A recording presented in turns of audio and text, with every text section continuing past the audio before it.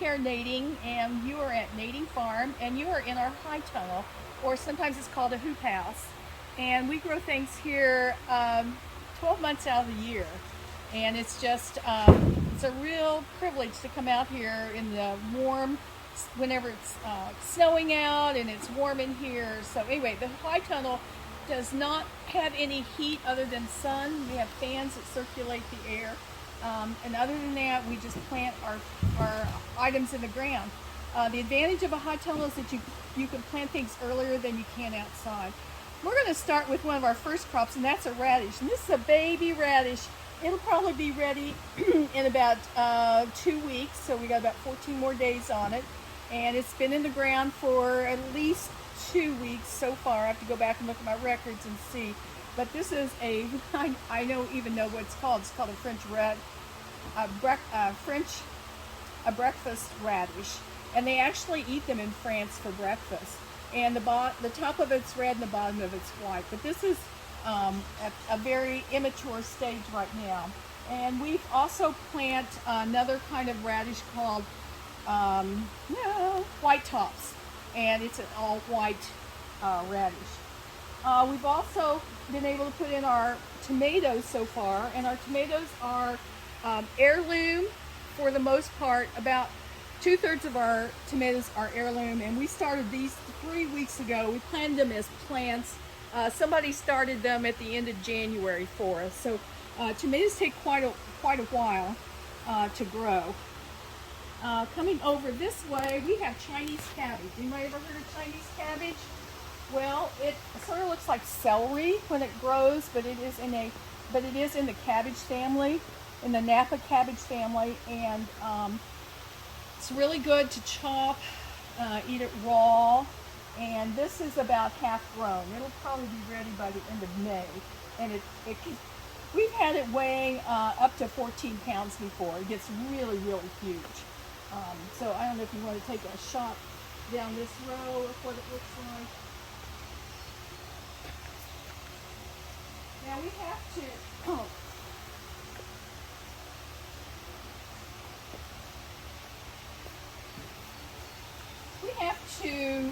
transport all of our water in here. So there's quite a few hoses, and we do drip lines as well. Right now we have a variety of different lettuce growing. We've got romaine, and we've got what's called red rosy, which it looks like it's almost a deep purple, but it is a beautiful green on the inside. The inner part is, and it is a butter crunch lettuce.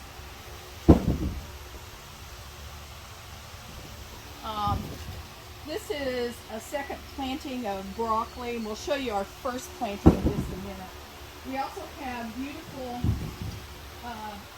spinach that's growing, and spinach is really hard to grow. I've also love my flowers, so I've got sunflowers growing here, and it'll probably be the end of May before they'll be ready. And we have gladiolus here in the center. Now, one thing that we do, I'm going to have Deanna turn around and show you. To water our plants, we try to put tunnels or troughs on each side and just run the water through. This keeps the water off the plants, and that way we don't have as much fungus to build up, so we have to be real careful about that in this kind of environment. Water will cause fungus to happen on many of the plants.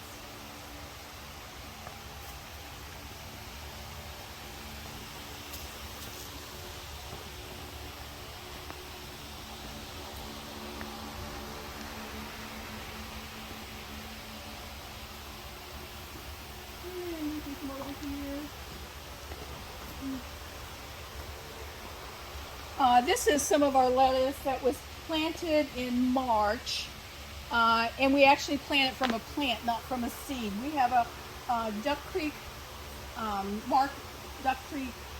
Nurseries. They start all of our plants for us, and that's usually a good 30 days to 45 days that they will have the plant before we're actually ready to plant it. And then we pick it up at their farm. And this is some of the lettuce, and it'll be in flats, and that way we can just plant it from each plant into the ground from the flat. Okay, and broccoli. You should see this beautiful broccoli that we have. And it looks really, really good. Yes, These it are does. baby broccolis for right now. And this time of the year, lettuce, radishes, broccoli, cauliflower are really good crops to grow for sale. Spinach is another one. As the weather gets warmer, these plants do not do well at all.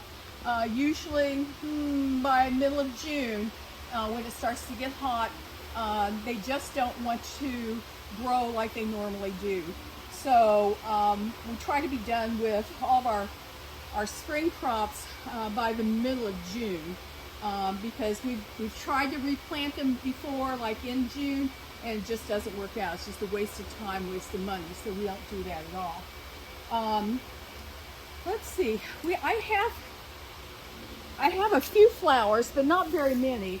Over here is our snapdragons,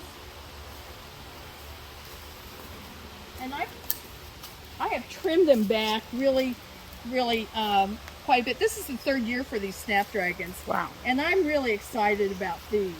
I've fertilized them, and I just keep watering them. And I think probably in about 3 weeks I'll probably have a few bouquets of snapdragons. But I just love our snapdragons. And then we've got some that we will actually be putting out in the high tunnel. I'm sorry, we'll be putting some snapdragons out in the garden very soon. We have one garden that's just for vegetables, and then we have another garden that's just for flowers. And I don't know, I'm in charge of the one with the flowers, so I make sure things keep going. And then my husband is the one that takes care of the one for the vegetables. I don't know if you see this right now, but these are, yeah, this is hanging. And let's come down. You go down the center, and I'll meet you down there. We will be having strawberries very soon, and we hang them. It's not very pretty, but we will hang those, and we'll have about 100 plants, and they're ever-bearing, which means that we will be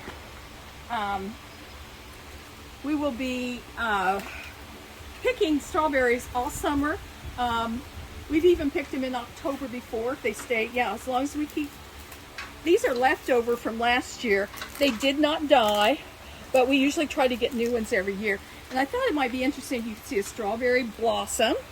Yeah, and if they get too cold, they'll turn black on the very center, and that tells you that your berry froze out. And so you just take the blossom off, and then they'll just keep putting on more and more blossoms all year. We really like this everbearing. They're not a big berry, but they're super sweet, and they're red all the way through. You don't see any white or green like you do in the California berries. They are a heritage breed, and they are bred for flavor, and also the color too is just a real rich red. So anyway, those are really fun. The most we've ever picked in 1 week was I think we did 17 quarts 1 week. So with 100 plants. So it gives you an idea of how many you can get. But we really enjoy those. They have to be, now everything in here has to be fertilized from time to time, and then watered. We try to water every other day. Well, that's our trip in our high tunnel. Our high tunnel is 140 feet by, I think, 30 feet. And I sure wish we had a second one. We've talked about it many, many times, but a second one means more work. So right now we don't have a second one, but we sure could use one. Okay, thank you. Thank you for visiting Nading Farm in our high tunnel.